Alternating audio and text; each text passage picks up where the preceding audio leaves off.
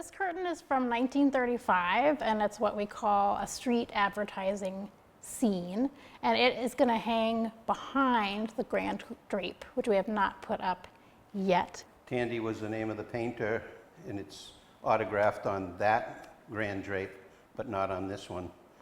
And his granddaughter's still around, and she follows us on Facebook and checks out what we're doing, and she's been here to visit. So it's really nice to have somebody in the family that's still following what we're doing, as well as the whole town of Templeton. Yeah, so I'm part of a group of conservators from a nonprofit called Curtains Without Borders. We started in the state of Vermont in the 1990s and then expanded as we found out that there were these historic painted theater curtains all over New England and across the United States. Yeah, they wrote a book, and we have it in the collection, and it'll be featured here on the stage so that everybody can see all of the work that they've done over the years, and when they do their next book, we'll be in it, right? Yes. So what's the process of restoring this curtain? How did that go? Sure, so we actually came last summer. There were 3 of us that came and worked with this great group of volunteers. As you can see, they're very big, so we need to have lots of extra people on hand to help move them safely.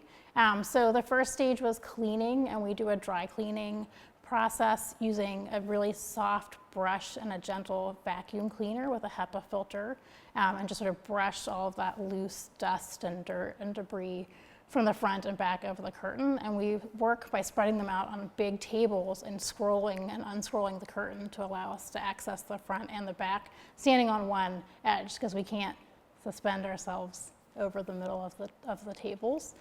So cleaning is first. Sometimes they still have their original rollers or top boards, and those often are not reusable because they've gotten warped, and they're also often very heavy. So those come off.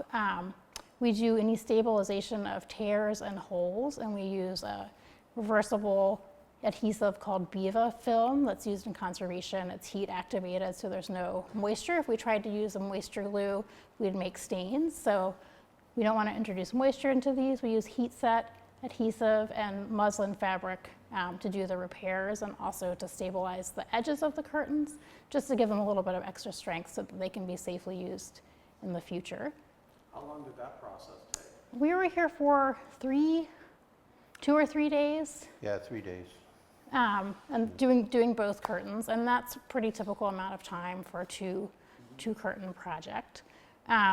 Once they're all clean and stabilized, then the next step is to attach new rollers and top boards, and we, for both of these, used galvanized metal drain pipes that we could fasten together and then pad those out with batting so that the curtain's painted surface has something soft to roll around when they're going up and down on the stage.